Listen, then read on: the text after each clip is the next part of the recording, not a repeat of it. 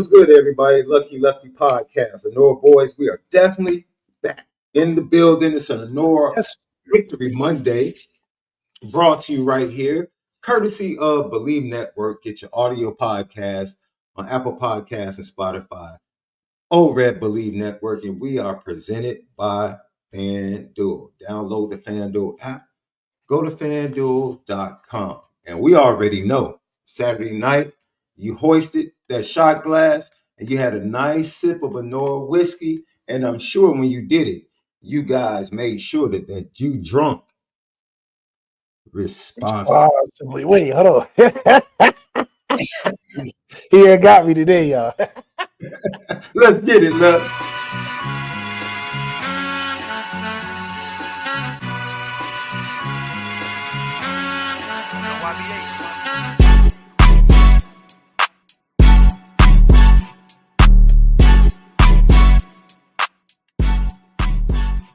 Lucky Lefty Podcast. The original Lucky Lefty himself, Malik. Malik ZAIRE. I am SD2 Mike Sean Davis, brought to you by Honora Whiskey, HonoraWhiskey.com. Bleav Network. Go ahead, tap in on the audio side. We have it over there, Apple Podcasts and Spotify. And then we are presented by FanDuel. TikTok, Twitter, X, Instagram at Lucky Lefty Pod. Subscribe on YouTube. If you're watching on YouTube right now, do us a favor. Hit that thumbs up. It helps with the views. We greatly appreciate you. You continue to help us grow. We love you guys. LL Nation, you keep the chat lit each and every show. If you have a GTB question, put it in now. If you have a super chat, get it in because we're going to bring it up immediately in the midst of our conversation. And coming soon, our own LL Nation call-in show. It's coming soon. Give me one more week to get the logistics set in order. You asked for it. Hey, that Texas A&M game gave me the revelation. The fans need an outlet for moments like this. So LL call-in show is going to be coming exclusively for you guys. Tap in. And don't forget, go to patreon.com/Lucky Lefty Network.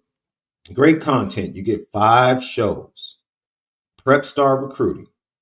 4 for 40 with Reggie Brooks. The Cutting Floor with Malik ZAIRE, where he breaks down film offensively for the Fighting Irish. And then you get Players Only Podcast as well. And coming soon, you're going to get I'm sorry, I forgot the 5th show, Behind Enemy Lines. Yep. Behind Enemy Lines. I did the show about Texas A&M, and then we did a show with Howard Griffith this week, Behind Enemy Lines, where we preview and hear from the opposing coach, players. Great story. Joey Tonona played left tackle for the first time in Notre Dame Stadium in a Purdue uniform. His resiliency, his fight to come back from injuries and disappointment, transferring from Notre Dame to Purdue. Fantastic story. We talked about that. We heard from Joey Tonona going into the game. All of that stuff, all of those programs, 5 programs each week, exclusively at patreon.com/Lucky Lefty Network. So you get Lucky Lefty Podcast throughout the week. Go over to Patreon just for $5 a month. $5 a month. You get access to all of that great content on a weekly basis. Super Chat comes in. We thank you, Patriot Drew. Jay Price's RB1 changed my mind. I don't have to change your mind. The depth chart came out today. He's still behind Jeremiah Love. Yeah. I mean, what? Someone said this. They said, and I was like, yeah, I don't mind that. Jeremiah Love is the best player on Notre Dame. Jadarian Price is the best running back. And I was like, I don't mind that. No, Jeremiah Love is the best running back. Jadarian Price is the more natural. Jadarian Price is the more natural runner. Jadarian Price is a great running back, but he's not a better running back than Jeremiah Love. Well, we just have to disagree. Come on, SD. I don't find it disrespectful at all. Jeremiah Love is the reason why Jadarian can do what Jadarian does. First of all, that's don't do that because that's misleading. What? You're leading the witnesses in the chat with that statement right there. I have to object. Your Honor, I object. Wait a minute. First of all, Jadarian Price came in as a freshman and halfway through spring had taken the starting running back job. Stop. Don't act like Jadarian was a dude and showing he was a dude before Jeremiah Love even got on campus. We're not going to do that. We're not about to get Jadarian Price was the starting running back with Aldrich Estime and Logan. Better than Aldrich Estime. Yes, he's better than Aldrich Estime. So I'm not about to sit here and let you say he is who he is because of Jeremiah Love. No. I'm saying no. I'm saying what Jeremiah Love brings as a presence to the offense gives a great compliment to what Jadarian Price can do in the role in which he's given. If Jadarian Price was the lead back, he wouldn't be having the explosive runs that he's having. I disagree with that. I'm saying as a leadoff, no, not as a leadoff.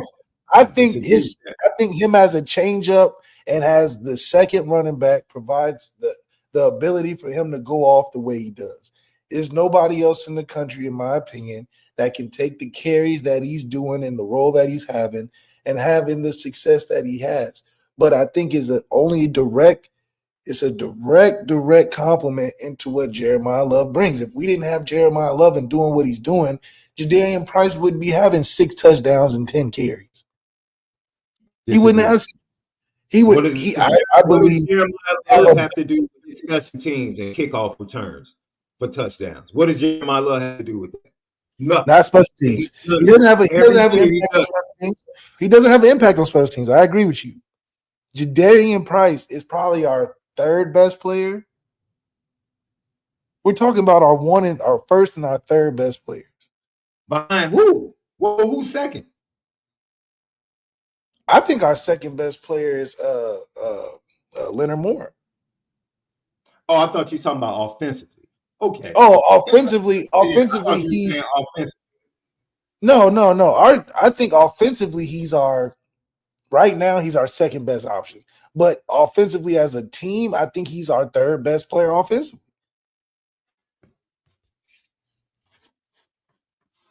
Yeah. I now once again, if you just flat out ask me, and I think it bears out when you talk to scouts,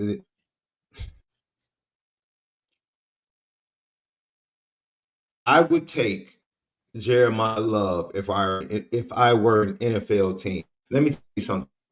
Watching the Bears game yesterday, saying, "Oh my God, if the Bears can just get one of these Notre Dame running backs." I was just sitting there watching. It doesn't matter. I don't care who it is. It doesn't matter. I think Darian would fit better with the Bears than Jeremiah Love, though. If the Bears could just land one of these, no. See, because J Love is kind of like Jahmyr Gibbs. He's that type. He can catch the ball at the backfield, screen game. Darian can't catch, man. That's why Jeremiah is an all-around better player. That's what I'm saying. I'm not fighting you on that. I just believe that for several reasons, when it comes to just being a pure running back, Darian is a better runner, better player overall. It's a reason why Jeremiah Love is the one. Come on, Jadarian Price is a different style of running back than Jeremiah Love. Oh, that's absolutely true. So I don't think that makes Jadarian better than Jeremiah Love as a running back. I just think they're different. He is a better version of Aldrich Estime, but Aldrich Estime is not the same running back as Kyron. Kyron can do just about anything you ask him, like Jeremiah Love, at an elite level. Jadarian Price can do a couple things at an elite level. But I think if we were barren and we just had Jadarian Price, he would have a Josh Adams season for sure. For sure. He would have a Josh Adams season, 1,900, 1,800 yards, but that's on 30 carries. You're not getting 30 carries. So in a fit to a team like this, he can only be a backup spark type of running back. I think that the best thing we should do is just go 22 personnel. That way you can have the best of both worlds. You can keep Jadarian as RB1. He can stay on the field. And we just move Love inside and out. Hell, we was really doing something. We'll put Kenny in there and have the two running backs and just tear it up in a run game like Navy or something. But, I think CJ's a great fit for what we're calling. I mean, if we went 22, our main players are Jadarian, Malachi Fields, and J Love. And you could throw Faison in there too. Because I just think Faison is just Denbrock's favorite player. I just think that's just his guy. Sometimes it's like, despite everything we got going on, that's my guy, though. I'm going to just keep getting him to rock, which is cool because Faison's a great plug-in type of guy. But I would just rock Faison, Malachi Fields, the two running backs, and Eli Raridan. That's all CJ throws to anyway. And then you can rotate a Pauling and a Great House in there, but that way you can stay a threat running the football. You can do so many things with Jadarian and J Love as a main stake of your offense. It'll give us identity. If we start with 20, forget 11. All that direct snap stuff, you don't have to do that no more. You got two running backs that are the best in the country. You don't need to do direct snap. Forget direct snap. You can do heavier sets. You like them both out the backfield. You like the screen game. It helps the O-line. You can stay protected. CJ's not throwing a bunch of pass concepts. He's throwing a go ball, a hitch, a free access, and a shot down the field. He's not like doing a bunch of crazy over routes and double moves and slant. It's just, hey, we're killing them with the run. They packing it in. All right, we got a one-on-one on the outside. All right, we setting up for a deep one-on-one post to your guy on the outside. Oh, we want to start the drive. They're giving us free access. He can hit those like free throws. I mean, it's a great balance. We finally have the offensive balance. If he's what we wanted him to be. Big third, second downs. Can you throw it to the outside guy to give us some run space? That's perfect. CJ can hit the wide open dude now. Let's be serious. Is he perfect on every read? No, but if you got the free access, no matter if it's to the field or to the boundary, he's smart enough to get to it and complete it. Throw a couple curls on time, throw a couple one-on-ones up in the air, throw a down the field post. That's what you want because your main stake is running the football with those two guys up front. So offensively, we figured it out. I mean, who else in the country can score 50, 45, 50, 60 points a game? I just think that's a task in itself outside of the fact of the defense being whatever it is. The defense just got to get us a couple stops, and then they playing catch up. If the defense get a couple stops, they just got to stop the bleeding, and then we'll take off. We don't need to depend on the defense this year to get going. We're going to get going as much as we touch the field. We just need a couple stops here, and we're good. We got it. The years before, which all Notre Dame fandom has been comfortable with, is all the offense needs to do is not turn it over and just, make it close, and defense will close out the game. I told you this before the season started. The times have changed. Things have evolved. We are now in the phase of the fun era. This is an offensive-led team. Marcus Freeman got to get comfortable with it. He's not comfortable with it because defense isn't dominating like they have been, but that's okay. I told you this was going to happen because you got a new DC who took time. Remember, first year, y'all wanted to fire Al Golden too. Them double safety blitzes, I always bring it up because it's funny, but that was the marquee point in which people were like, oh, this is not working. Oh, this isn't going. But we knew the potential could be there. We said, just let him bring them, let him coach them guys up a little bit more. We're gonna fix that double safety blitz. And now we end up loving the double safety blitz in crucial times in later parts of the year. So yes, the defense is taking a step back. No different than when Nick Saban left and Kalen DeBoer came in. You're not just gonna roll off 11 games in SEC championships the first year out. It's just impossible. There's too much going on. Chris Ash told you in the beginning, his first year, he's just watching. So why y'all mad at him that he ain't calling it? He told you when he came in. He said, listen, I don't want to change nothing. We're going to keep the same. Fans are mad because he lied. You Fans said he are lied? mad because he lied. He About came what? in and said, this is not Chris Ash's defense. This is Notre Dame's defense. Yes. All I'm doing, hold on. All I'm doing is focus on fundamentals. Fundamentals, teaching concepts. They blitz 10% less overall and 11% less on third down. That is not Notre Dame's defense. He lied. He lied. And this is why fans are upset, because they feel like they were lied to. If you felt like, and Marcus Freeman said something that I know a lot of fans might not have liked, I don't have a problem with it, because I understand. Look, I'm an Illinois fan. Illinois basketball. I don't even want to talk about the football game Saturday night. I don't even want to bring it up. Good Lord. I thank God I was actually doing the post-game show, and I didn't even have to watch it. That was tough. Oh, Lord. Shake it off. But no, bro, let me tell you something. It takes me back to the 2005 Illinois basketball team, where all of those players were recruited by Bill Self. Bill Self leaves Illinois for Kansas. Bruce Weber comes in from Southern Illinois. They're playing okay, but they're underachieving. And literally, Bruce Weber had the players come in, and he was dressed in all black with the coaches, and they had a coffin. And he literally said, this is the day that the Bill Self era dies.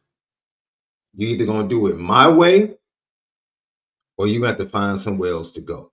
So I would have been cool if Chris Ash would have come in and said, look, I am who I am.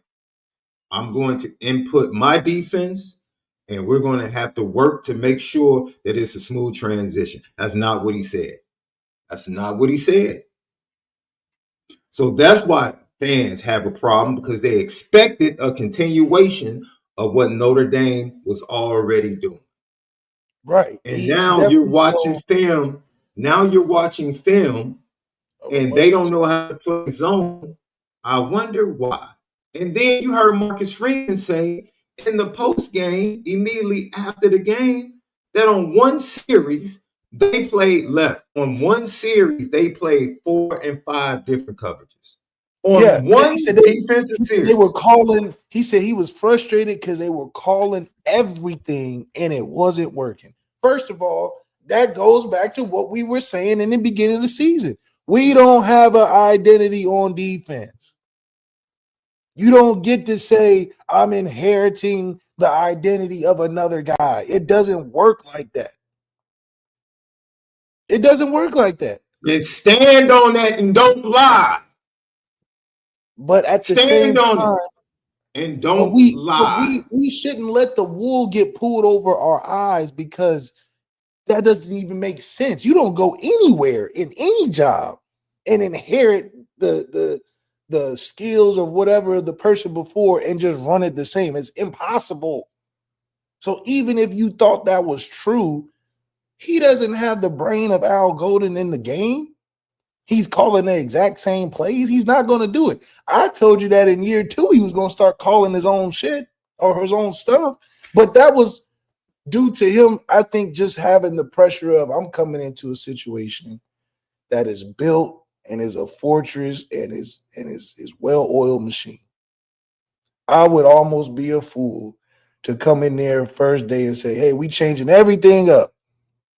even though we are. Here's my counter to you, because I think your point is valid, big picture. Totally agree with that.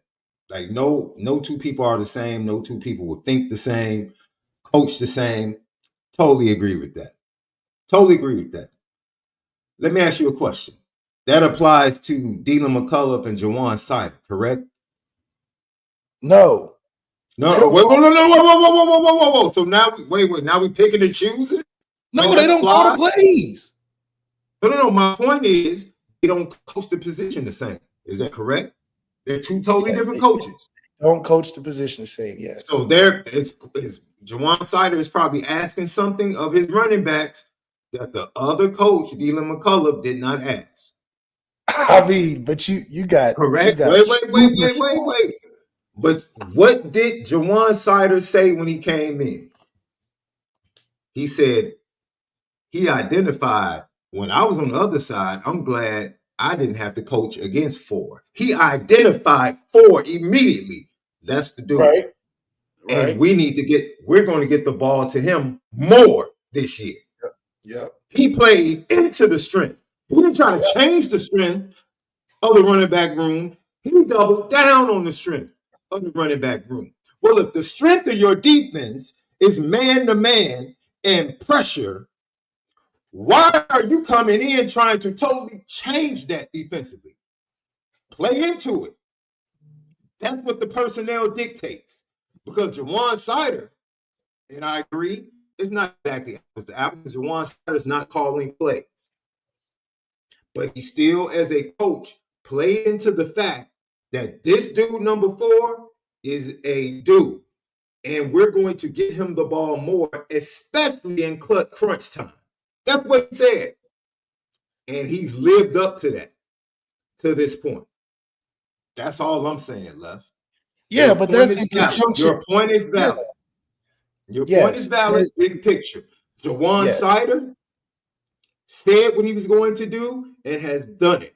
Chris Ash, instead of doing what you said, instead of being honest about him being different and seeing things differently than the predecessor, he decided to say nothing is going to change. We're going to be, and this is going to be the Notre Dame defense. And it has been apparent through 3 games that is not the case. That is not the case. This is the Chris Ash defense. This is what he wants them to change into what he believes is best defensively for this team. He can only be who he is. He can't sit there and come We all should be who we are. And I just think that we should just give him time. I mean, hell, we gave Al Golden time. We gave Brian Van Gorder time. Yes. I just think it was just oversold the point that somehow we can repeat the previous success of the team with an identity that isn't with the same people. I mean, offensively, we're taking off because the same people are in place, and this is the time for us to take off offensively. Defensively, we're in a rebuild. It is what it is. Yeah, we got some of the same actors, but the system ain't the same, and guys ain't used to it, and hell, what we're doing, guys aren't used to. The guys we got doing it haven't even been there the year before, and it's apparent because they're the ones getting exposed. So guys, even if the defensive structure was the same, the guys doing it are different. It's new. And it's, a lot of it is maybe some of the guys we're realizing aren't exactly the talent in which fits what the defensive coordinator wants to do. But that's okay, because at the end of the day, they only can get better as the year goes on, because I still believe from a talent perspective, there isn't much of a challenge that we can't somehow figure out on the fly as we're in the game defensively, because that's just what it is. We're going to be challenged every game. It's not going to be changed overnight, even if we fire a guy, because I think that a lot of the things are player responsible. Some guys just have to play better, man. Like, if you can call every single coverage in a drive and it not work, at some point you got to be like, damn, these players have to play better. I mean, what? Oh man, We're we're going to going talk to about get to that. that. So Oh, we're gonna yes, get to that. they may be out of position schematically because they're growing into a new system and it takes time. You're going to take lumps and all of that. Fortunately, we have an all-star offense that can cover, just like our all-star defense was covering for our all-star offense the last 2-3 years. I told you this was going to be the change. This is the offensive time to take the lead as the main unit of the team. Defense is going to take a step back, but rebuild. Guys, they scored 30 points. Okay. But let's say, are we saying that their offense is better than Miami's that scored 24? Are we saying, I mean, what are we saying? Yes, we're going to give up points because we're an average college defense right now. But our offense isn't average. And because of that, not many teams that we have left on the schedule, if any, can score 50, 60, 45 points a game. That's what teams got to think about now. Before it was, man, we got to find ways to score and limit their run game. Now it's like, man, we got to stop them from scoring 50 points and be able to, score enough on a defense that's solid. They're not bad. They got good players. We can get some. I mean, think about it. Purdue was pulling out some really cool plays. Like that touchdown where they did the inside zone and threw it back to the court. That was cool. Are we saying that's bad defense? I mean, come on now. Sometimes you just get got now. That's 7 points right there. So, not to mention all the field goals we was giving up because of turnover and, this, that, and the third. But listen, our defense is good enough to win games, especially the rest of these games. And they're only going to get better when guys make more experience and have this, that, and the third. We'll figure out the play calls. But we knew we was going to have this problem because we didn't have an identity. We had an identity crisis going into the season defensively and offensively. Offensively, now we just kind of made it more simple. Say, listen, just give it to our best players. And it's much if they have 60 plays and our best players touch at 40, then we're going to have something good come out of it. And that's just been our strategy. Jeremiah Love, Malachi Fields, Jadarian Price. If those three touch it, if we have 70 plays and those three get it 45, 50 plays of that 70, more times than likely we're going to win the game. That's just easy math. Yes, I would love to see Will Paulding. Yes, I'd love to see Greathouse. Yes, I'd love to see more Faison and KK Smith and Micah Gilbert and the other tight ends we have, right? Aeneas Williams, our slant. We ain't even seen Aeneas. Has he played? He's played in 2 games. I mean, played with an impact? Now, I mean, it's just he's not getting the amount of reps that he got last year. Dude, once again, thank you for proving my point. What did Juwan Sider say? Man, we're gonna get the ball more to the dude. Jeremiah Love needs to be in there on 3rd downs. That's what he literally said in his opening press conference. Like, man, I don't know why he's not on the field on 3rd down. Your best player not on the field on 3rd down. Guess what? That means Aeneas Williams is not getting the rock. I love how Juwan Sider is doing rotations. What did we see from Juwan Sider's rotation? He said when Jadarian Price got off, what did he do the next drive? Jadarian, you got the whole drive. You got the whole drive. Just take the whole thing. When Jeremiah Love did good, what happened? He did Jeremiah Love stay in the whole drive. So the whole drive, we're gonna keep. So he's keeping a hot hand. It's just like he probably looking back in that room like, man, as much as I think y'all boys are real good, like Jabron Payne, who has gotten 2 carries probably the whole time. He's like, dude, I gotta play the best guys. I mean, it is what it is. But that's just where our offense is. We're top. We're acting as if we're top heavy. Where it's like we only got 1 receiver and 2 running backs, and then shoot, the tight end didn't even get love last game, but he's right there. And that's fine, guys. We can score 56 points using those guys alone. So that only means our offense is going to get better as the year goes on because guess what? Every game, somebody else can go crazy.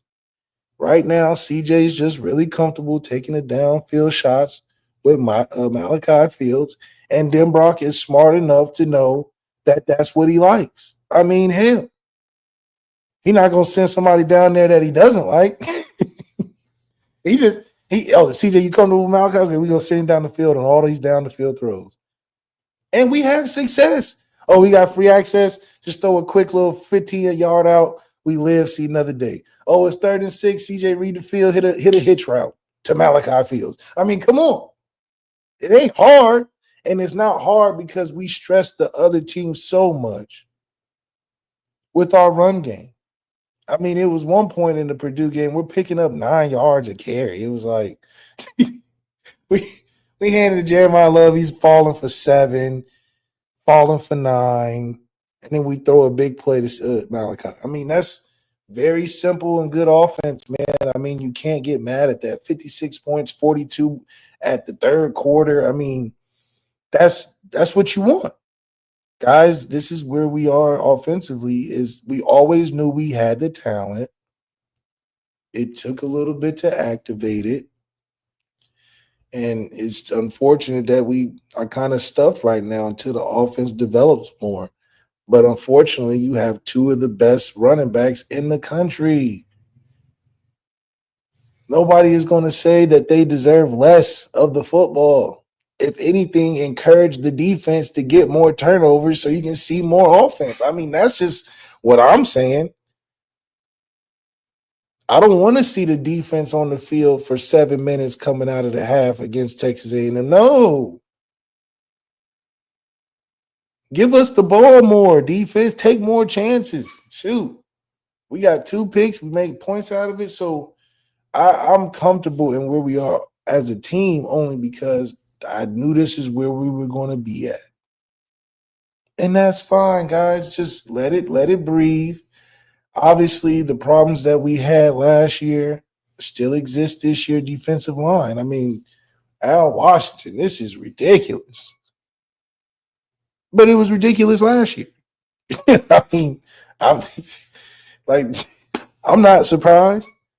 And because it's so ridiculous, you got my man Mike Mickens out here as a bad actor almost. He's like, dude, my coverages are suffering because we got the quarterback on the other team back there baking a cake. And then when you blitz, you lose more coverage guys and we don't hit home and they still cut us up. So he like, dude, I'm at the whim of the D-line at most points. So Al Washington's issues are spreading throughout the defense, let alone guys working themselves in, learning and all that, and getting adjusted. They have to play defense for 7 seconds to play. I mean, Jesus Christ. We are making every quarterback look real comfortable, and that can be tough. But at the same time, most of these offenses aren't built to score 50, 60 points a game. We are. That's just, Golden State 2018. 2017, we may be down, but we're never out of it. Because we can rattle off points quick. And then CJ's comfortable enough. Now he can operate. He can make the throws. He might have a turnover here or there, but, I love what we got offensively. Defensively, that's just going to be the talking point of the rest of the season until we get to a team that can play good enough defense to keep us to 30 or 40 points. I mean, but if we can't beat a team scoring 30 or 40 points, then we just a bad football team at that point. So scoring isn't going to be the issue, which is the biggest benefit that we have from last year is that scoring is not an issue. Scoring in bunches is not an issue. Scoring when we need to is not a problem. So I'm confident that we can go toe-to-toe with anybody offensively. I couldn't say that last year. So that is an improvement. Defensively, they're going to get better. I mean, come on, guys. Teams are going to have to start playing different because they're going to have to start playing catch up. So what was Dallas Cowboys and Dak Prescott so good at was playing empty calorie football. Yes, he has 3 million yards and they scored 30 points, but that's after he done threw 3 picks and they were down 21 all game. Defenses just give up a little bit more. Now, we need to be intentional and start getting some sacks and stuff, and that can improve the overall defense. But guys, teams are going to start taking more chances because we're going to be scoring so many points. We were 42 points with 10 minutes left in the third. Do you think Purdue is running a game plan? Come on, man. Do you think Purdue is still running a game plan when it was 42 to what? What was it, like 7 with 10 minutes in the third? Bro, why are you capping right now? No, Purdue scored 20-some points in the first half. And you talking about come on. Oh, that was because of the fumble. It was 23 to. Boy, you're really trying to clean this game up, boy. You really trying to make this game seem like it was. Purdue never had 50 points in them. So you're capping, right? When it comes to the defense, you're capping. The defensive line's terrible. You just love your offense being explosive. I understand. Yeah, you do. You don't know how to control yourself, boy. You have Notre Dame offense that put up 50 points. Ladies and gentlemen, Left is in heaven. He doesn't even care about the defense. He's ready to give everybody a pass. He's ready to give everybody a pass. Hold on, time out. Offense scored 50. Forget the defense. Forget the defense. That cat Left is just like, man, we're good. Notre Dame has an offense that can put up points and a quarterback. Listen, it's all good. I'm going to let you, man. You go ahead. It's your day. Our biggest issue is the defensive line. I've been saying that before the season. I've been saying that needs to be most improved in the spring. I've been saying Al Washington's name till I was blue in the face. So where we are today, I'm just not surprised, guys. Why are we trying to ring the alarm and say it's a fire when I said the fire was months ago? I'm just excited about what we actually changed. We didn't change nothing from the defensive line from last year to this year. I told you that before the season started, so we shouldn't even be mad. That's our biggest issue. Because the defensive line is so unproductive, the coverage, of course, is going to suffer. Yes, we got some injuries back there. Yes, we got some things, some young guys and a Dom missing a half and all type of stuff. Our linebackers are still solid. A little out of position, but still solid. So, of course, our defense is going to take a hit. But let's be serious, guys. Miami is the number 2 team in the country because they beat us. If Miami didn't beat us, they'd be number 11 or something.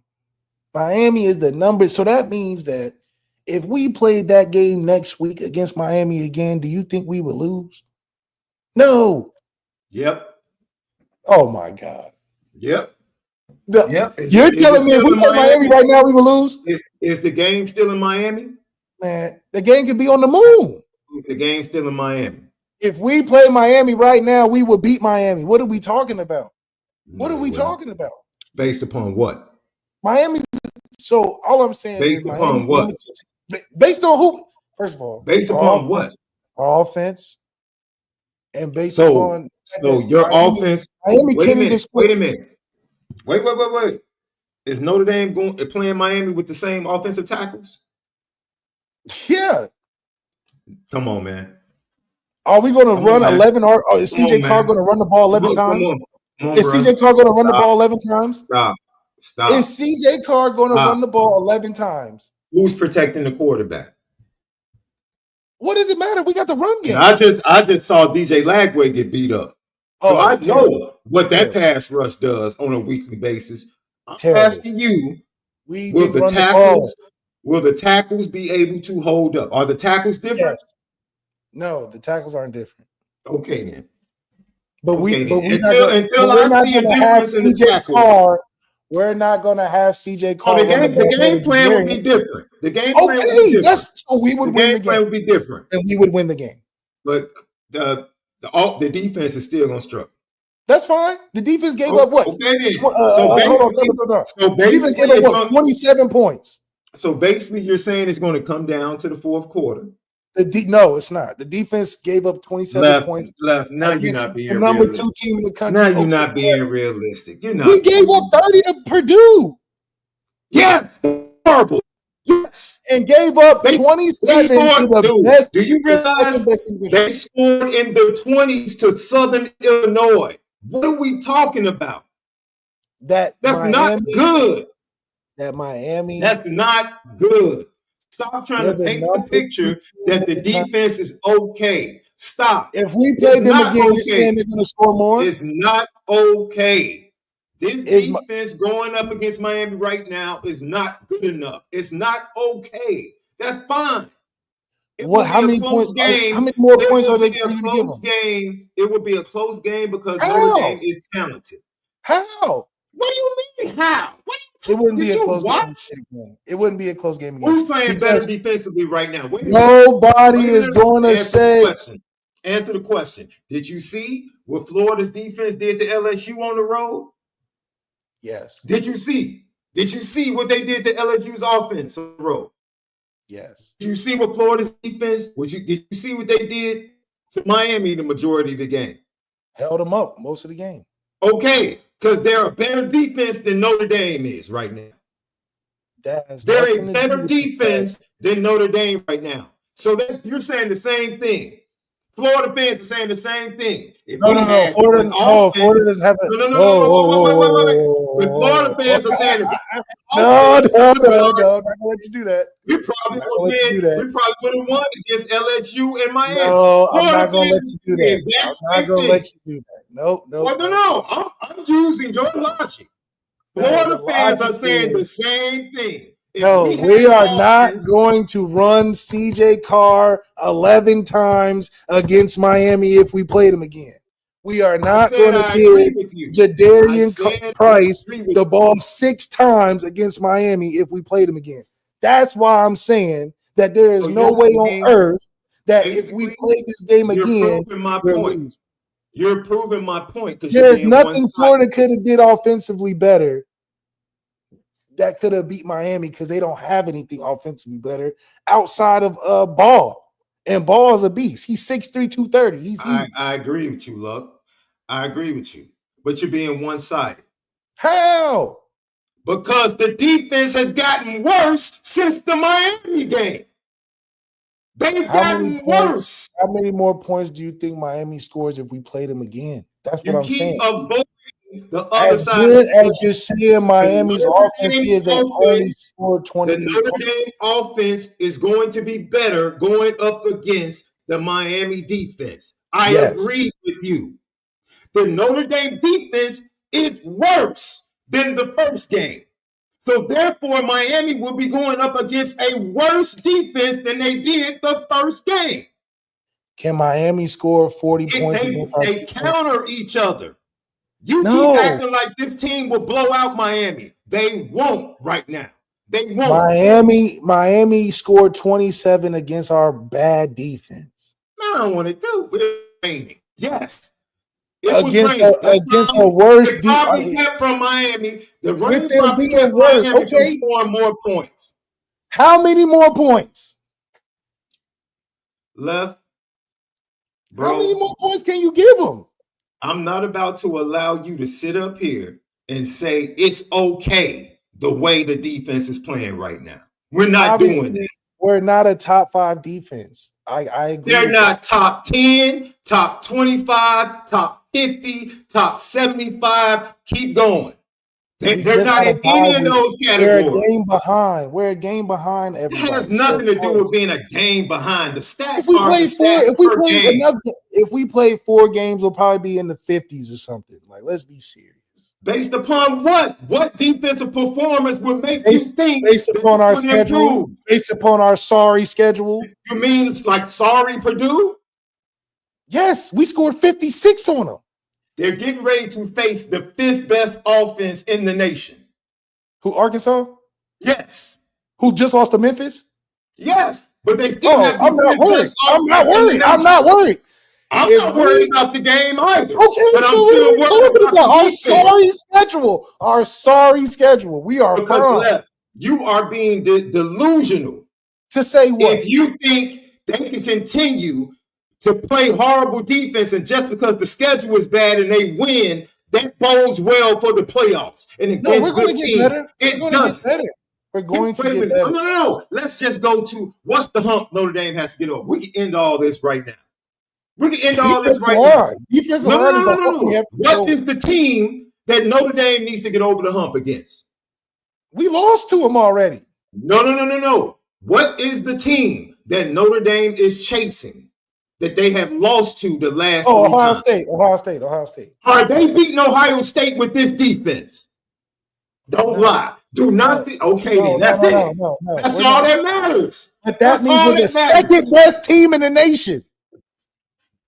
So who's the second best team in the nation? We are. Oh my God. Let's go ahead. You can host the show. Miami is the second best team. Oh my God. Miami is only the second best team in the nation because of us. Because of us. If we play Miami tomorrow, we would win. I don't know, man. Y'all act like scoring 56 points, 60 points, 45 points on using half your players is easy. What do you mean? Like, obviously, I said it before to see. That's why I can't even get upset about this defensive thing because I knew we wasn't going to be. I'm not arguing that. I'm not. We're only going to get better. You predicted that. That's fine. Don't sit here and say, "Oh, we play Miami again right now. We'll just blow them out. We'll beat them." No, you wouldn't. You wouldn't because the offense is better, but the defense is worse. No, you wouldn't. They counteract against it's a counter against each other. No. Based upon what? Give me the on-field proof that Miami hasn't scored 40 points all season. No. Give me the Notre Dame on-field. Well, Miami has scored 40 points this year. What are you talking about? When? Oh, against Bethune-Cookman? Oh, sorry. I'm sorry. Against community college. Oh, I thought we were talking about actual football teams. Okay. Anyway, yes, I do think that our defense. Purdue's an actual football team? Dude, Purdue's trash. We scored 56 points on them and 66 points the year before. What is Purdue? Wait. Did you think South Florida was a good team when they were ranked? Yes. And South Florida Miami put up 49 on South Florida. Dude, you're not winning this argument, bro. It's too much Miami. You just said South Florida was a good team and Miami put up 49 on a good team. Okay, but if Miami played us, they're not beating us. Okay. You still haven't given me on-field proof that they wouldn't put up more points on the Notre Dame defense that's currently constructed. Because we're not going to run the same game plan. Like, we absolutely, I think. You keep talking about the offense. I agree with you. 80% of why we lost to Miami, I'm calling on coaching alone. Game plan was trash. It looked unprepared. It didn't look adjusted at all during the game. So how's the coaching defensively for Notre Dame right now? Because I agree with you. How has the coaching gotten better on defense? Yeah, we have no identity on defense. But we're also not going to give up 100 points either. Thank you. We're a better shootout team than a hold a team to 17 points a game. It's okay because 98% of teams aren't holding teams at 17 points. Stop saying that's okay. That's not okay because you're trying to win a championship. That's not okay. Stop saying that. That's why Notre Dame fans are upset because they know against this schedule, you're going to be go 10-0. You're more talented, you're better, and you can beat teams playing like this. And we're going to get to the playoffs. Ohio State and teams that you need to beat to win a championship. The only team that we can't beat in the playoffs is Ohio State right now. We went to the 10 games from now. We'll be much better as a team. They're not beating Penn State with this defense. Oh my God, Drew Allar again? Are we talking about this guy again? Hey, I'm just saying they're not beating Georgia with this offense, with this defense. They're not. They're not. It'll be a shootout.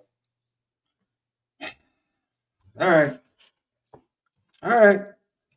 Hey man, it's time to hear from Marcus Freeman. Okay. Let me ask you. I don't have a problem with anything you said today. I'm not about say it again. Currently constructed, where we are as of today, as of September 22nd. Could we make the playoffs? Yes, because they're better than the schedule. Yes. Okay. How far in the playoffs are we good for right now? With this defense? If they go, so you're saying they're going into the playoffs playing the same defense that they're playing right now. And we will still win 2 games in the playoffs. No. They might lose on the road because they have to go on the road in the first round of the playoffs. They might lose depending upon the matchup. And so that's a fact. So we're playoff good, but first round exit, right? That's possible. That's very possible. That's currently. I believe we're 2 games in. You're absolutely out of your mind. The third in the championship. You're who? Out of your mind. How can I be out of my mind and say we can win 2 playoff games? But you're confident that we can be a playoff team. Come on. You're not being objective because you're arguing one game. You bleed green. You bleed green. I get it. You got it, bro. I'm not a playoff team right now. It's time to hear from Marcus Freeman. I'm not even about to further this conversation. Last thing. If me and you can agree that right now we're a playoff team, the only difference is you're saying we're exiting the first round. I say we can get to the second round and damn near win it. What's the difference? How can you be confident we're a playoff team but be so confident that we're not a second round team? How? Who's going to beat us in the first round if we don't play Ohio State? And if we don't play Oregon? If we don't play those 2 teams first round, who can beat us? Texas A&M's not even going to make the playoffs. So Left, you need to watch more college football outside of Notre Dame. Oh my God. I've been watching all weekend. Not impressed. Arkansas just lost. What are we talking? No one's talking about Arkansas. That's what we play next week. Why are you talking about regular season games? I'm talking about the playoffs. Because most of the teams in the first round, what team is going to be in the first round that you think is just so, they got I'm still waiting for you to show me proof that they would beat Miami in a rematch. Show me Miami scored 27 on a bad team, on a bad defense, with an offense with no identity. You're telling me we're that much worse 5 weeks later defensively? Come on, man. Yes, they are. Have you not been watching the games? Have you not literally have you not been watching the games? Yes, they are worse than they were in game 1. Yes. So our game plan wouldn't be no different than the first game against Miami. The players I just want to know how we play. Isn't different. You said as of today. That is the statement you place before you ask me the question. As of today, what is on the field and on tape is worse than what they put on tape in week 1. It's worse. And to make it worse, they're now putting freshmen in the starting lineups, which means you have freshmen that have thank you. And Jadon Blair, another freshman, is now on the depth chart for this game coming up. So now freshmen are about to start playing, which means more mistakes. Yeah, more mistakes. A lot of now down the line, from a talent standpoint, it's going to be better. And you hope you can win 3 to 4 games to get to that point where everything is better and their talent takes over and the impact on the defense and the totality is good. Christian Gray played a much better game than he played against Texas A&M. He was good. I was happy. He needed something to happen for him. He needed something good. He got the interception. Dallas Golden got an interception. Absolutely amazing. The defensive line stunts, awful in the first half. I've never seen players running so bad. Oh, man. Running into each other, falling on the ground. It was like It the was, Three it was Stooges. terrible. It was Oh my crazy. God, that was It terrible. was I don't crazy. understand. I don't understand how they get worse. And well, let me. You know what? I'm going to say That for the was back so. end. That was that. The D line is just. So you're asking me, is the defense that much worse? Yes. I watched the film. Miami Yes. can't score. Miami can't Much score 40 worse points. than it was Miami, against Miami. Miami cannot score 40 points. That's fine. Those are your feelings. That's fine. I'm not going to push back. I understand you bleed green. You're excited because you have a Notre Dame offense finally since 2015. I get it. I'm not even about to argue with you anymore. You can have it, bro. You can have it. You can have it. You can have it. Marcus Freeman. This is how he opened today's press conference. This is what he had to say. Better feeling coming up here after a victory, and it was a much needed victory as a team and a program, and we celebrated it. And then you got to get back to work and evaluate and find ways to enhance and improve. There's obviously areas of growth in all three phases, and we got to get back to work and do that. It was good to get a lot of meaningful game experience for a lot of young players, and that's invaluable. And you know, in that environment, in those crucial situations, we're going to be better because of it. You know, I know a lot of talk about the defense, and you know, as you evaluate it, you know, I think it's really two areas, and you know, the man coverage. When we're playing man right now, we got to play with better fundamentals, right? Better fundamentals and technique, and that's going to help you execute at a higher level. You know, and or you might have to change a technique that you've been playing with in order to give yourself a better chance to execute at the level we need. And the same thing I probably would say would go with pass rush. It's the fundamentals and the technique that we're rushing with that can help us get more pressure or stay in our lanes. And then as you evaluate the zone coverage aspect, you know, if you're getting beaten man and you're playing zone, you change up and play some zone.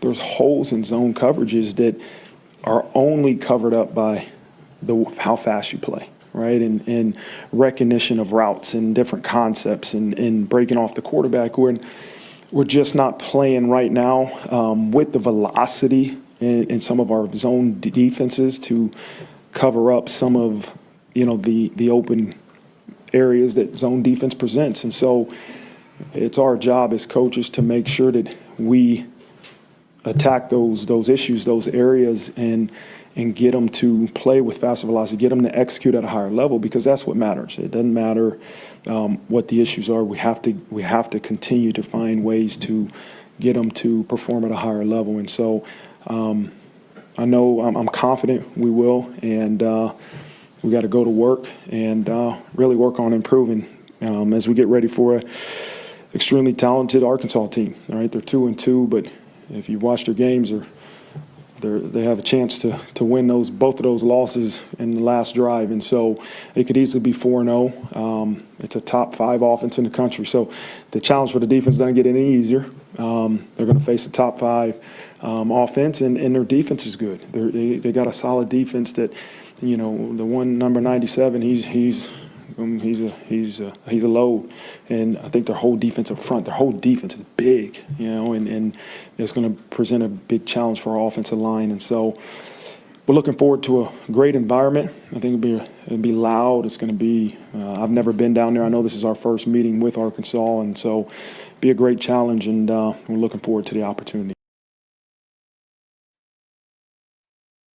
And he clearly spells out why it's so tough, because you got a defensive structure that had an identity.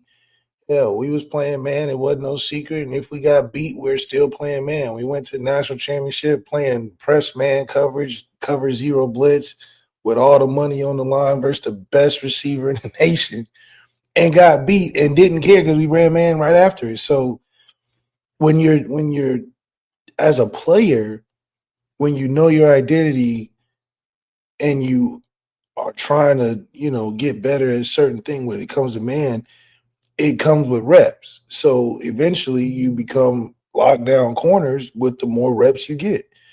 When the next year you're doing man and you don't have an identity, And then you jump in the zone. Now I got to start thinking about stuff. Now I got to start playing the space and then thinking about receivers and playing, and then jump back to man and working on take. Now you all over the place.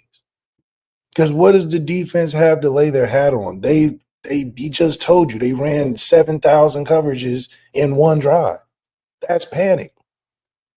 That's nothing to go back to. Okay, guys, we're going to go back to what we do best.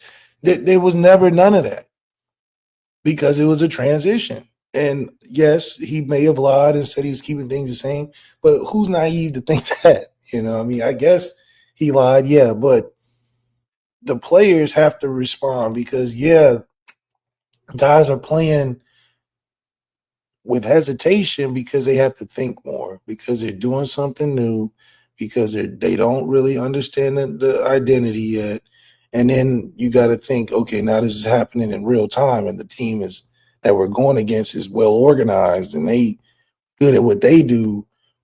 It's a panic all over. I mean, yeah, I thought it looks hard. If you're going from we're top 5 playing man and blitzing and getting home and knowing what we're calling to 3rd and 15 and 3rd and 12, we 12 yards off. And we look terrible playing in space.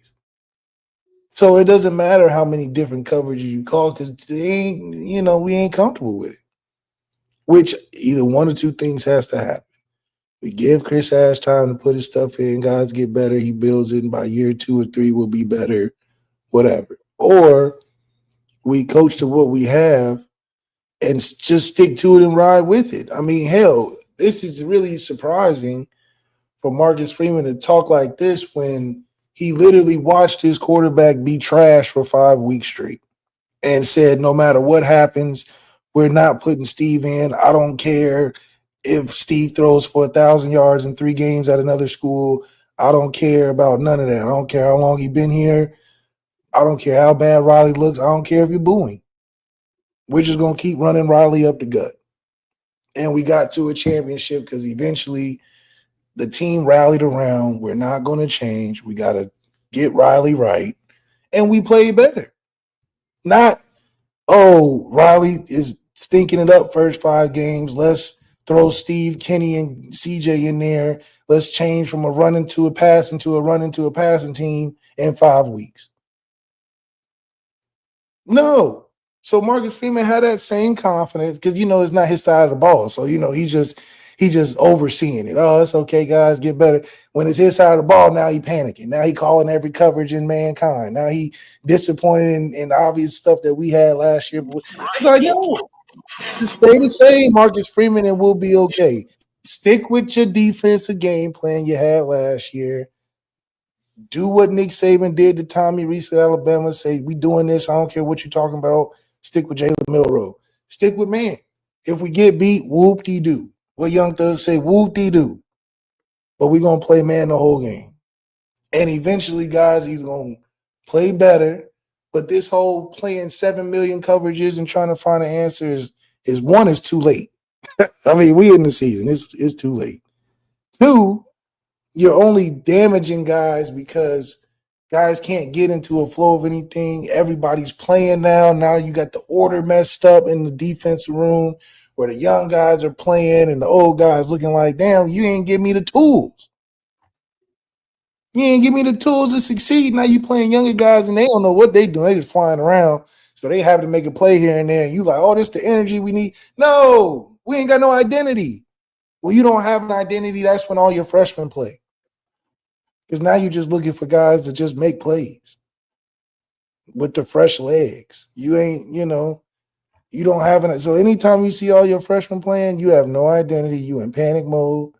You just looking for a player, and it just, the stack of cards falls down. So it's important right now for Marcus Freeman to have that same rallying spirit that he had for Riley around Chris Ash. Because guess what? It only took 5 games, and we figured it out. Can he stick? Because all this, this ain't the time to start leaning into the crowd. Because I thought we didn't listen to the crowd. What happened to that? You know what I mean? What happened to we don't listen to reporters and the crowd and none of that? We're going to be, I'm just saying, because everybody want to say defense is trash. No, defense is not trash. They just going through an identity crisis. And we need to have that same spirit we have for Riley and these, one-off players we get shipped in here with the same thing, and we'll be fine.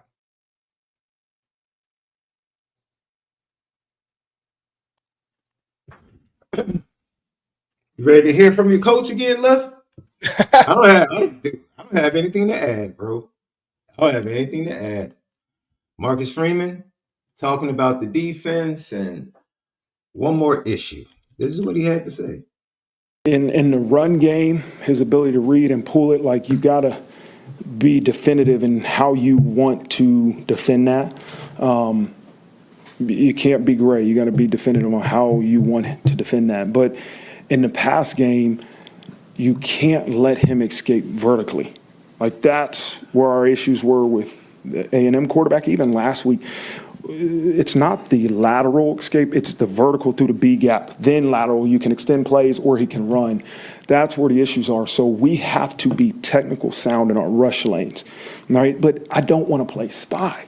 I think we got into a little bit of too cautious versus A&M where we're trying to play spy and we're not being aggressive. And then maybe versus Purdue, there's too many times maybe we're behind the quarterback and he escapes in the B gap. So it's obviously a good mixture of both, but we can't let him get vertical in the pass game and extend plays with his legs because it's going to be an issue. And then you mentioned your confidence in the offensive line is better than it's ever been. You said last week that they got much better from week 1 to week 2. Like, what specific improvements did you feel like they made from game 1 to game 2 and then game 2 to game 3? I think probably more 1 to 2 was probably the pass protection and the ability to keep CJ protected. And from 2 to 3, I don't know how many rushing yards we had, but they did a heck of a job in the run game. And I say there's bodies on bodies, man. That's, when you see big guys covering up big guys and the wideouts, like the perimeter blocking was as good as I've seen. I told that to Coach Brown, like that's as good of perimeter blocking execution that I've seen, right? And you're seeing the buy-in from wideouts to say, all right, hey, if we don't have to throw the ball, we won't throw the ball. But in order to be able to score points, sometimes we need you to block. We're not going to ask you to just go run down the field. And they're buying into. There was some huge block. I remember Jaden Greathouse. Him and Faison had a block on Jay Love's touchdown, somebody's touchdown. I don't remember. And I'm like, if we're not, Jay Love, he gets enough credit. If we're not loving up Jaden Greathouse and Jordan Faison for how they're blocking right there, our O-line, man, like that's what I want to celebrate. That unselfish, tough, gritty play. That's what great offenses they have, and great teams have that.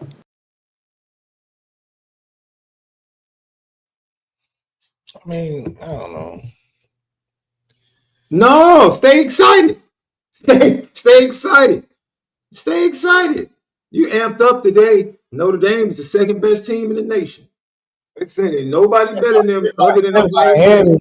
If Miami is the second best team in the nation, okay, that's all I'm saying. Keep that same energy. Be optimistic for the fan base. Let them know it's a blowout coming on Saturday, right? It's a blowout coming, right? All right. Then keep the same energy. Go ahead. What you think about what Coach Freeman said? I think we should score 45 this week. No problems. But I think I don't know, man. It's just, I think he needs to settle the troops and trust his D coordinator, man. Trust his coaches, man. I think that's the only thing you can do at this point. We're in the middle of the season, so to be shifting and everything and overhauling everything, I just think is panic for no reason. We are a better team than Arkansas, and we just got to coach better than Arkansas. That's it. We got better players. If we just coach better than Arkansas, we'll be fine. Man, look. Arkansas just lost to Memphis, bro. That's what I'm saying, man. What are we talking about? A loss on Saturday would be embarrassing. I don't care how bad the defense is. I don't care how bad the defense is playing right now. A loss on Saturday is a huge problem. A huge problem. Huge problem. A loss to the remainder of this schedule, anyone, is a problem. Yeah. A loss to USC would be a problem. Yes. It would be a problem to me. I just watched Michigan State put up, I think they ended up with 35 or 38 on the road at Michigan State. Aiden Childs is a dude, by the way. Aiden Yeah. Childs Aiden Childs is who people thought DJ Lagway was going to be. Agreed. Yeah, Aiden Childs is doing some things up there for the Michigan State Spartans. I'm a big fan. But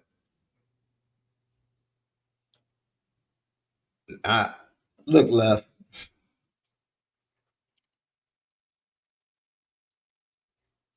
Can I point out some of the things that I saw on film defensively? Yeah. And Coach Freeman, when he was breaking it down, I do agree. But who does that go back to? Who puts the game plan together, Left? Yep. If you're being too cautious with trying to spy Marcel Reed and spy against Purdue and do all of these different things, that goes to Chris Ash. Like, stop. And I'll take it a step further. You are a head coach with a defensive mind. Then that falls upon you. That's not players. That's coaching. The players were asked to spy. Kingston was asked to spy instead of being aggressive and rushing against Texas A&M. That's not the players. Those are the coaches. Poor game planning coming in versus your opponent. That's been consistent. I asked you talked about Miami. I asked you, look, is the defense changing? Are the tackles changing? Is the coaching changing? Because that's going to go a long way to proving your point in the way you feel about that, Left. I don't have confidence in any three of those areas right now. And it's time for the Notre Dame fan base to be given confidence by the product on the field, starting down in Fayetteville on Saturday. Yes. That's when it starts. I don't have any problems with objections, opinions, and thoughts and frustrations from the fan base. I'm not about to sit here and tell this fan base they tripping. They're not. They're not tripping. They're not dumb. They have two eyes. They can see. It's things that you don't even have to go to the film. You don't even have to go to the coach's film, bro. The TV will show you. The TV feed will show you. It's bad. It's bad. On the TV feed, I saw D-line stunts with the linemen running into each other over and over again, multiple times. Over and over again. Yeah, that's the problem. It was over and over again. Like, dude, I saw defensive linemen on the ground. we were blocking ourselves over and over again in the first half. Over and over again. Mark Freeman is right. You want to force the quarterback to the side, left or right. Ryan Brown is just running right up the middle. People rushing by him, not being disciplined. Absolutely. But this is the kicker, Left. Chris Ash actually called a defense where he asked and required Donovan Heinisch and Gabriel Rubio at some point to drop into coverage. I don't want to hear anything about players. I don't want to hear one thing about players. He actually called defenses that had defensive linemen dropping into coverage multiple times. How is that? First of all, you're a defensive line struggling to get pass rush. And your answer to that is to ask your biggest defensive lineman to drop into coverage. What? Excuse me? Come on, man. I agree with you, Left. The players must play better. Mark Zachary, on that touchdown right before the half to Nitro Tuggle, bunch formation, you have to play him to the outside and force him to go inside. You cannot allow that route to come up over you. You can't give that up. Leverage him to the safety help in the middle of the field. Better technique is needed. Better technique is needed. He's right. There's some things we have to be better. Better technique. However, I'm going to go back. I promise you, I want to jot down because I know it was more, at least twice. And it was more than that. To get pass rush, Chris Ash thought it was a good idea to call a play that required your defensive tackles to drop into coverage. That's terrible. And you're struggling to get pass rush. And that was your answer. So I'm not trying to hear that everything falls on the players. This is a collective. And for me, everything starts at the top, bro. These coaches have to take accountability for the product that has been on the field.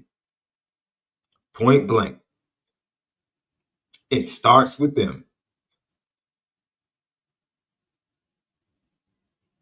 Line up, rush 4. They are doing a really good job through 3 games stopping the run, especially on a yards per carry basis. Good job. Run defense has been solid. Really solid. Everything else, situational football defensively, bad. Pass rush, pressure, bad. Pass rush, discipline, bad. Coverage, back end, bad. Undisciplined, bad technique. Yeah, it's like what's being coached. Yeah, for sure. Like, there's also coaching to say, let's not do all these moves. You got one move you can do. That's also Thank coaching. you, Left. And then why? See, this is the thing. He knew. You would think he knew that his captain and main communicator on the back end will be missing the first half. He knew that all week, didn't he, Left? Two captains. The coaches knew that all week, right? They knew Leonard Moore would be out all week. Well, probably up until like the last day. That's when they really figured out Leonard Moore wasn't going to be playing. You have 2 freshmen starting. 2 freshmen starting in your secondary. 2. And you thought it was a good idea to put in that many different coverages with 2 freshmen making their first start. That was a good idea to this defensive coordinator and staff. That was a good idea. Not to simplify things for your 2 freshmen, but to put even more on their plate. I watching the film because immediately after the game, I thought the defense was better tackling. I thought in the second half, the pass rush was much better. I don't want to say much better. The pass rush was better than it was in the first half. And situationally, right there in the middle of the third, early fourth, they got off the field on third down and got the ball back to the offense, like you said. Like with this offense, if you can just get them the ball back and get a couple of turnovers, you'll be ahead, and more than likely you'll play better. I agree with you wholeheartedly. But just situationally, No, it's not good enough. That first half performance against a team like Purdue, not good enough. And Marcus Freeman laid it out. Bad technique, bad fundamentals, and just not getting it done. That's on the players. But the game plan was awful. The game plan given to the players was not good. It wasn't good, and it needs to be better. It needs to be better. Once again, they're facing a dual threat quarterback who has sketchy accuracy. He wants to get the big chunk plays. Well, when you're facing a quarterback that wants big chunk plays, what do? You take the chunk plays from him and force him to be accurate underneath and keep him in the pocket. And if he evades you, make him evade you to the left or to the right instead of stepping up through the lanes in the pocket. That's simple. It's simple concept. We're going to play man, single high. We're going to play some man, cover, some two-man, and we'll go into some cover two. And like Marcus Freeman said, we need to do a better job of disguising pre-snap. Well, guess what? Cover two and two-man look the same or can look the same pre-snap. One play, I literally saw a play. Well, Donovan Hines, they ran a stunt in a game, and Donovan Hines comes around the corner and stands there as if his responsibility was to spy the quarterback. I almost lost it. He's 280 pounds. That's bad. They run the stunt. Bryce Young crashes inside. He comes around, and both offensive linemen go with Bryce Young. Both of them, the tackle and the guard. He has a clear path to the quarterback, and he stops and looks at the quarterback as if his responsibility is to spy. So now either Donovan Hines didn't know what he was doing or didn't know what he was supposed to do, or that was the design of the play. To run a game up front to get your 280-pound defensive tackle to spy the quarterback. And if that was the call in the design,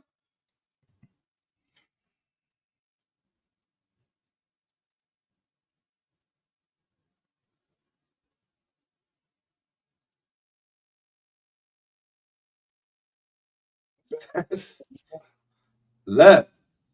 I was optimistic after the game. They got 2 turnovers. They tackled better. They got better on the defensive line. Shout out, let me tell you something. You know who the best interior guys were working together? Who? Elijah Harris and Cole Mullins. Go watch the film, left. When Cole Mullins, watch them run games. They run the games up front the way they're supposed. Cole Mullins had a game. He was all over the place. Elijah Harris had a game in the stead of Jared Dawson. A game. Watch them. I'll send you the cut up. Literally, an entire series. They ran games, and they both were getting up the field through creases, applying pressure, making Ryan Brown evade to the outside, and they were chasing guys down in the RPO, screens. They were all over the place, giving great effort. Cut that film up and show it to everybody in the D-line room. This is how we want to run our TE stunts in games. This right here, the way they did it. It is great. Fans, I'm not mad at the fans left. They see They see it. And I understand it's the job of a head coach to keep everything within that building connected. And that's what Marcus Freeman is supposed to do. I don't want him to do anything other than that. But these fans see what's going on. You saw it, Left.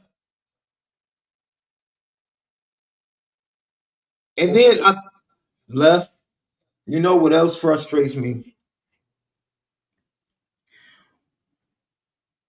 Watching linebackers come on a blitz, and when the running back steps up that is 20 pounds lighter than you, dude, don't just run dead into his chest. Run that dude over. Choose a shoulder, run that dude over, or either give effort to evade that guy and get into the face of the quarterback. Too many times, these linebackers are just running right into a blocker with no effort to try to get off the block. It's like, come on, man. Do you want to get to the quarterback or not?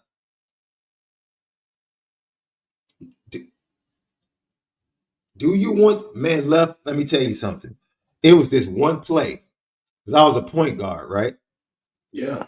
They had like this one play they ran for me on an out of bounds, Left. This one play, because I took the ball out of bounds. Literally, they ran this one play, and it was basically set up for me to go back door. Because, of course, being the point guard, when I throw the ball in, they expect me to immediately go run and get the ball. Yeah. To start the play. And we had this action where I would fake like I was going to get the ball. It would be a back screen, or it would be a clear out backside for me to go back door. And every time that play was called, what do you think happened, bro? It was there. I got excited. I was going to run hard. I was going to cut hard, because this is my chance and this is my opportunity. Yeah, that was easy bucket. Man, if you hear a linebacker blitz, then this is your chance to get to the quarterback, and I got that little dude standing in front of me. Come on, man. I'm trying to take your head off. I'm trying to take your head. You know, there's one player, every time he blitzes, plays violently, and that's Kingston. Yes. Every time he blitzes, it's violent. He might not get there. It's violent. It's violent. Did I say Elijah Harris? I'm sorry if I said the wrong name. Elijah Hughes. Thank you, Patriot Drew. Yeah, Elijah Hughes. But he's violent. Shout out to Madden for Rainbow. Fantastic game, young man. I can see that you're going to get better. But see, he, as a youngster Left, is being introduced the way these youngsters should be introduced. Right. Getting a few reps. Just a few, but he's, yeah. Yes, the major reps are going to guys that have played. Yes. Alsbury, Bowen, Bielemiasa.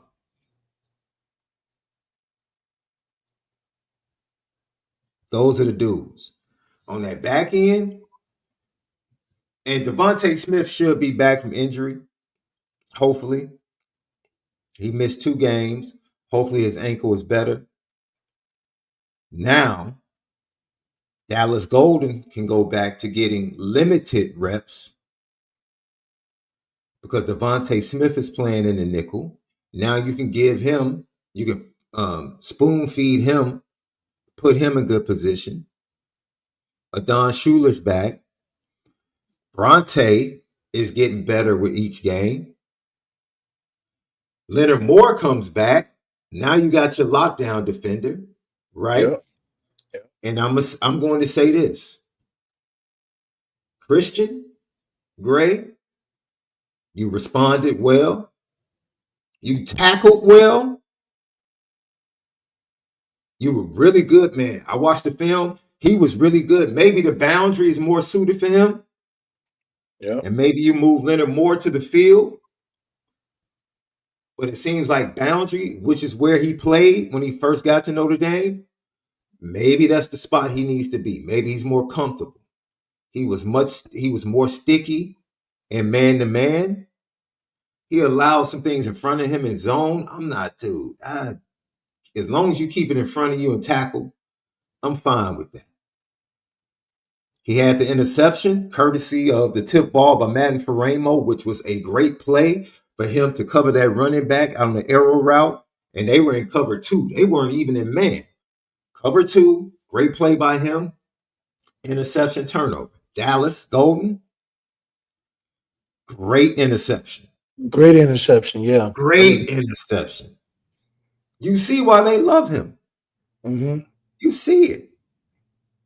You see why they love Bronte. You see it. Mark Zachary, once again, put in a position. It's unfortunate, right? You would expect that should have been Jaden Mickey if he had stayed. Right. If he had stayed. If he had stayed, that's Jaden Mickey coming on the field when Leonard Moore gets hurt. However, he leaves. There goes your veteran depth. Now you have a freshman playing. It's just the way it is. But Leonard Moore comes back, and now Mark Zachary gets put in a position to learn and to get better without that pressure. Everything. Right. So I agree with you, Left. Leonard Moore coming back is going to mean something. Devontae Smith, I expect the return of Devontae Smith and Leonard Moore to make this pass defense a lot better versus Arkansas. Just by their presence and what they bring. That's what I expect. I expect them to give Arkansas all types of stuff that's going to cause Taylor Green to have to process fast because he doesn't play well when he has to process fast. He wants to sit back there and hit chunk plays. Hit chunk plays, right. I agree with that. And if Notre Dame is fundamental,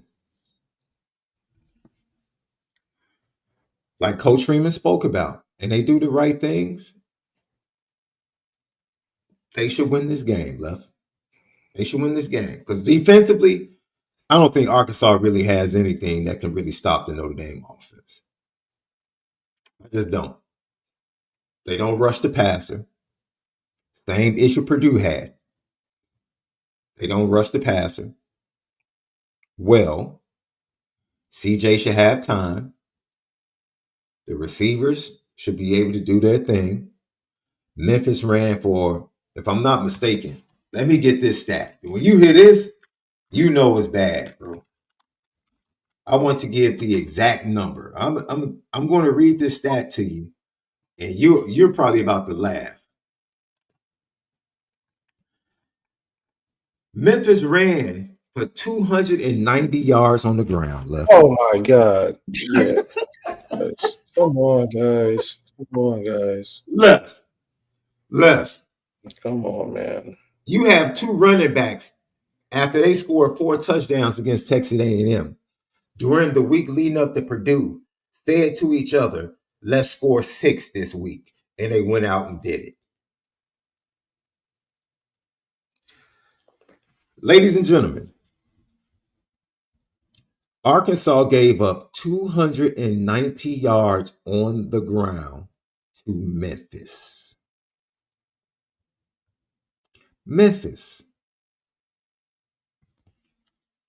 Yeah, come on, guys. This is, ooh-wee. I don't care how big. I don't care, Marcus Freeman. I don't care how big their defense is. Yeah, I don't either. They're big and bad. They're big and bad. They just big and, yeah, let them be big and bad. Big and bad. That's what they are. 290? And who they got over there in Memphis? Adrian Peterson and Derrick Henry? Dude. Some kid named Sutton Smith, he ran for 12. He had 12 carries for 147. Then the backup, Brendan Lewis, had 16 carries for 103.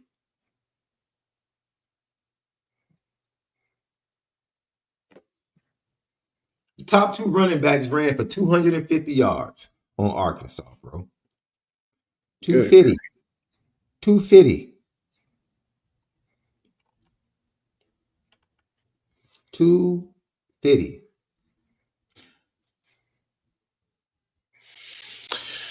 Well, another 60-point game, man. I'm telling you. But this is why I'm like, let defense come along how they get along. And let us run up these points. And then eventually we'll be a top 5 offense and defense. Is how it happens.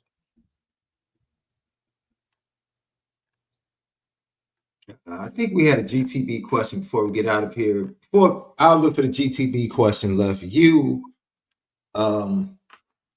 break down this first touchdown left. Because that, for them to go play action on the first play, to do that, fans, I know I jumped up when CJ dropped back. I was like, wait a minute. That's start off the game.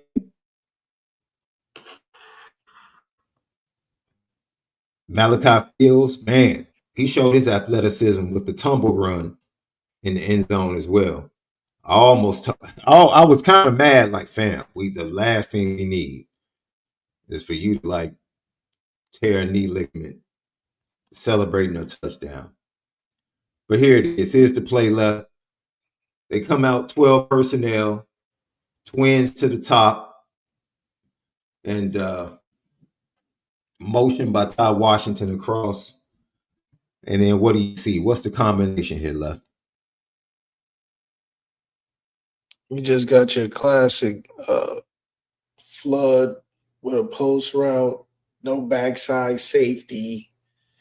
Do a good job of getting a man zone read with motion. The second tight end, was it Ty Washington you said? Mm-hmm. It's that 12 personnel look. It's your class. I think I scored on a play like this back in my Denbrock days, back when you do heavy run sets. Got the safeties playing like a quarter look. But, good job by getting the depth. When you get the depth, you threaten the safety to get him out of there to take you on that out route, and then you got your one-on-one, and Malachi Fields just a great job of just running. Not getting pressed, just take off, run full speed. CJ does a great job selling the fake. Gets the whole defense stepping up. Eyes are all in the backfield while the play develops. You get everything you want. You get the safety with leverage. You got your out route. And then this is just CJ saying, this is my favorite guy on the team. I'm going to just throw him a one-on-one. The play design is usually for the out guy, but you see no backside safety for. It's not in the picture. You get your one-on-one, your favorite receiver versus whoever they got. CJ does a great job of throwing it on time, because if he doesn't throw it on time, that's a potential for the receiver to slow down. It could be a catch and tackle. But CJ does a great job on a 7-step timing. Gets your hitch in there. Puts the ball on the money. Malachi Fields does a great job of finishing the play. A lot of times guys have successful catches and they get excited and just catch and fall down. Malachi Fields has got enough passes and confidence and rapport with CJ that he's like, I'm finishing this. And when you can get that combination where you get finishing plays down the field and a heavy run threat with your best players in the run game, CJ's a good fit for what we're doing, and we're going to score a lot of points. This is what we want to do with Riley Freeman. Riley Leonard last year, he just couldn't hit the post. It's the only thing. Same play call, just we got a guy that can hit it versus a guy that didn't. It's as simple as that, Left. As simple as that. You feel like, because you were critical of where the passing game was, because you still felt like it was very much in a safe space still. Did you see enough in the passing game, even though CJ only played he only attempted, if I'm not mistaken, I only think CJ attempted 13 passes, if I'm not mistaken. Let me double check. I might I think have it's that 12. correct. Was it 12? Yeah, something small. I mean, there was no need. 10 to 12. Yes, you're right. 10 to 12 for 223. He's over that 220 mark again for us, left for the third straight game. That's all I'm saying. That's all I'm saying. Couple free access, a 75-yarder, you right there. I mean, that's all I'm saying. That's We all Dilmar needs. Yes. Yes. Especially with these running backs. If CJ Carr is giving you 220 in a game, you more than likely you feel like it's a dub. Unfortunately, that wasn't the case the first 2 weeks and the first two games. Oh, he had 220 rest of the schedule. Yeah, he's had 220 every game. He had 292 against Texas A&M.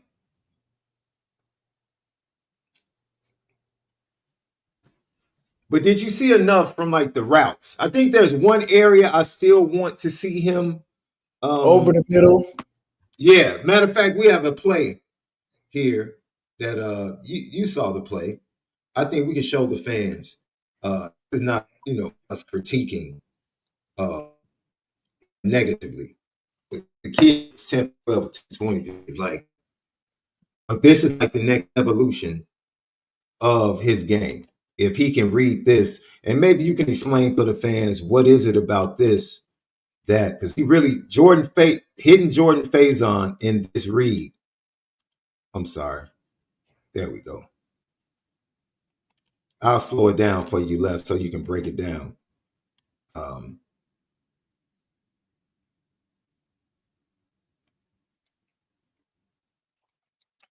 There's actually a receiver at the bottom as well that's out of the screen. Reardon motions up to the top. It's 11 personnel. Yeah, so you got a free access.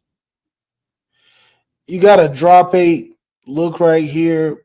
I don't know why the curl flat defender is so tucked inside on the hash. That's out of position. But CJ, for him to be able to get the ball out of his hands fast in a drop 8 situation just shows his awareness and maybe some of that intellectual prowess that the coaches are raving about.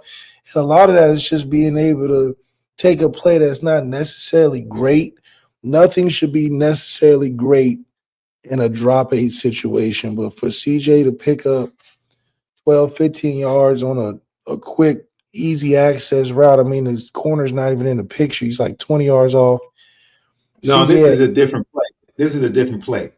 This CJ scrambles to the right and ends up throwing the ball away on this play. I know the play you're talking about. In this particular play, he has an opportunity to hit Jordan Faison in the middle of the zone before he begins to scramble, and he just misses it. I don't know what he saw that caused him not to pull the trigger, but I think this is the next step for him, being able to attack teams seam to seam down the middle of the field, especially in the intermediate. I'm gonna play it first, Left, and let you see it play out. Yeah, I'm sorry. I think it's something different. We'll go slow motion. That's my bad.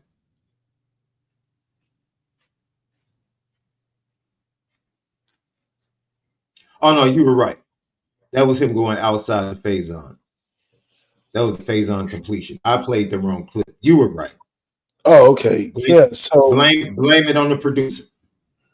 No, it's all good. We were talking the right language. Yeah, that just shows that that's the best part of what CJ adds that we didn't have last year, was to be able to get these easy throws that are available to keep the offense moving and keep the defense being honest.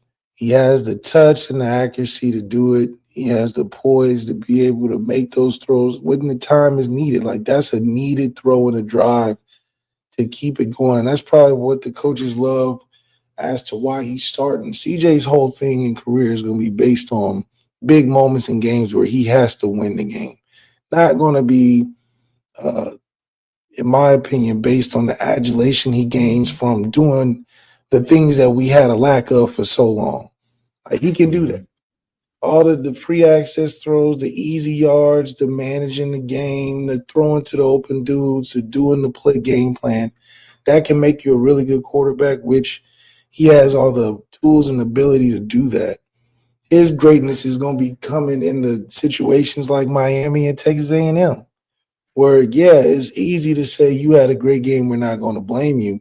But where you separate yourself is winning those games that in crunch time we need to answer, and it's not scripted for you to do it. Can you do it? So, yeah, CJ is going to eat up games like this because, like you said, 12 play or 12 passes in a very controlled setting, he's going to go 10 for 12, 11 for 12, 12 every time. That's just how he's built as a football player. The conditions, if it's right, the weather's good, the defense give you what the play is going to be called for, he's going to execute. That's a perfect day for CJ. Now, if CJ had to make some of these quarterback plays where he's got to throw the ball 35, 40 times a game, then you can evaluate CJ a little bit differently. But for the fit in which he's asked to do, this is perfect.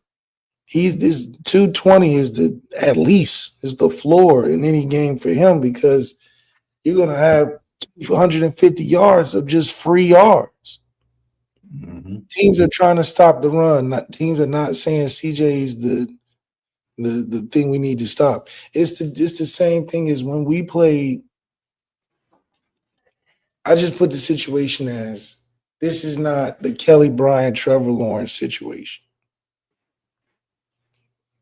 where Trevor Lawrence is there's nothing you can do. He's just the man. Like when we played Clemson in the first time and it was a 45 overtime win, classic at Notre Dame, Ian's best game of his career, DJ Unangale's best game of his career. Man, Hall of Fame classic game. Fast forward, same season, same team, same situation, but it's the playoffs. The one difference is that Clemson actually brought the Tiger. Trevor Lawrence made the entire difference. It wasn't even close. It wasn't no down to the wire, last minute heroics, classic back and forth. It was Trevor Lawrence saying, I'm sorry I missed the first game. Here's something y'all can't do nothing with. I mean, he was throwing it. He was running people over. I mean, it was just unfair. That's not CJ Carr. CJ Carr, like we said in the beginning, is really, really good with the people around him. We said that before he got to school. And he's doing exactly that. But I think his challenge is going to come in games like the Miami game and the Texas A&M game where nobody's going to blame you. I don't think he's going to go through his career being blamed for a loss. It's just, he got that aura thing where if we lose by 10, it's not CJ's fault. So that's a really good thing to have, that layer of protection. But I think his challenge is going to come to when we're second game in the playoffs. The run is good, but not good enough. Can he make it great? So for us, I think we're in a perfect spot offensively to grow and develop as long as we lead in the run game. And it's just easy pickings, man. I think defensively we're going to come along, but I just don't think there's going to be many challenges to where we need to fix something until it's the playoffs, Yep. Lucky Lefty Podcast, FanDuel.com. Go down there. Download the FanDuel app, TikTok, Twitter, X at Lucky Lefty Pod, Patreon.com/Lucky Lefty Network. You get 5 shows every week for a month over Patreon.com/Lucky Lefty Network. Players Only Podcast. This week is MALIK, Jerron Jones, and Rakai Nelson. They'll be hosting this week. You can check it out exclusively, Patreon.com/Lucky Lefty Network. Subscribe on YouTube. Hit that thumbs up. Helps with the views. Leave your comments, questions. We respond to all. We greatly appreciate you. Super chats, GTBs, we welcome. Get them in. We'll get them on the screen. And this is the play I was talking about left for you to break down. The next step in the evolution, where he missed Jordan Faison. Of course, now they go to a more wide open.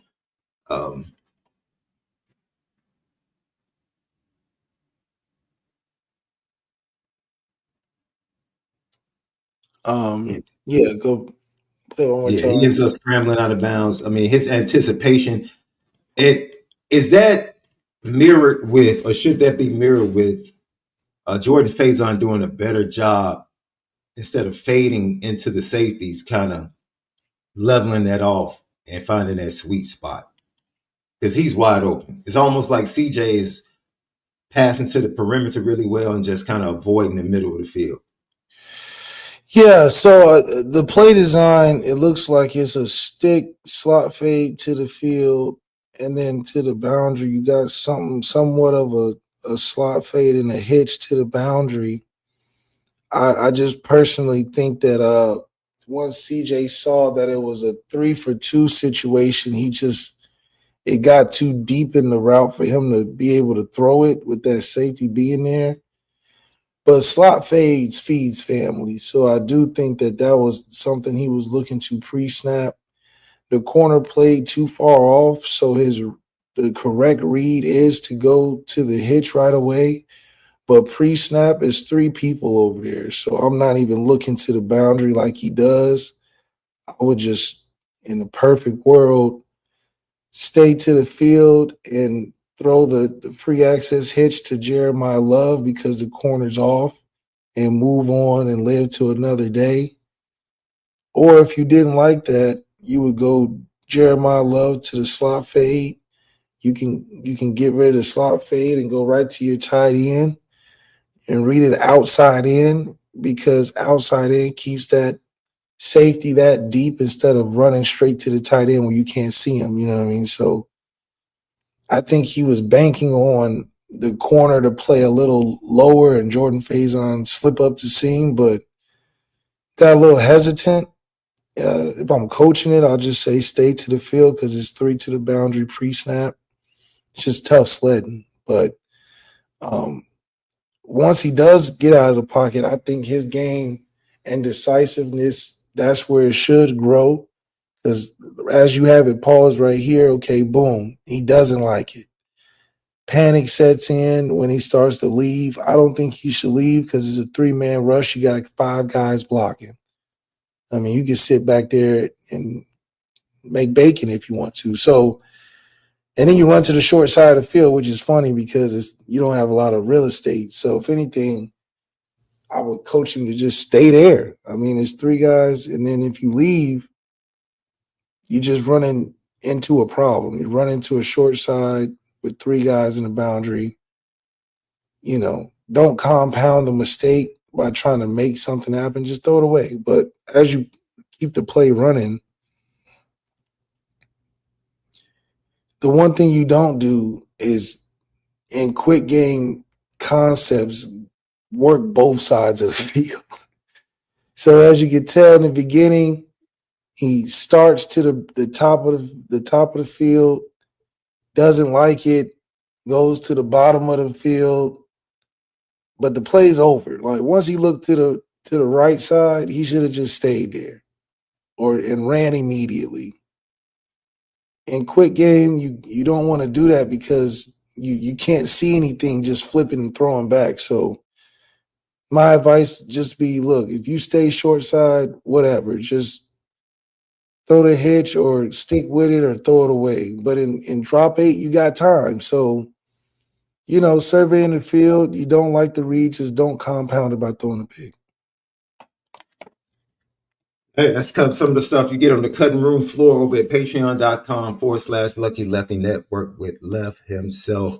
Go check it out. Like I said, just $5 a month. Over there, you get that type of breakdown for every game of the Notre Dame offense and quarterback CJ Carr. On the way out, the chat has been lit. Absolutely amazing today. We appreciate you guys. Indy Milton fan left says, how long until CJ gets the keys to the yard? I just don't think right now. I mean, there's no need to. Got two of the best running backs in the nation. Let CJ build his stats and grow his numbers by throwing free access and shots down the field when they stack the box. I don't think we need to bust him out of the package like an action figure for no reason. I mean, we could easily start going 300 yards, 400 yards a game just purely throwing it. But I think for playoff sakes, we need to be in rare form of running the ball and then adding CJ to get us over the top in tight spots. So I think the development of how we call the game is fine. You scoring 56 points with him throwing it 12 times. So what else do you want to see? If I'm a quarterback, I'm living good. I'm getting paid X amount of dollars to throw 12 times in a game, and I'm going 10 for 12 and 200 just rolling out of the – man, look, don't ask me to do nothing else. If we can score 56 points and I can throw it 12 times and get a couple touchdowns out of it, and I'm getting paid X amount of dollars, shoot, we doing just fine. We doing just fine. Hey, Lucky Lefty Podcast, FanDuel.com. Go to the FanDuel app, and you would find right now, what would you guess? Left, I do this every Monday with you. What would you guess? The over-under and the line on this game would be left. Let's see if we can get close. Or 6.5? You think it's going to be a blowout, so I know you're going. Oh, you're going with 6.5? Yeah. And that's your final? I'll go 11.5.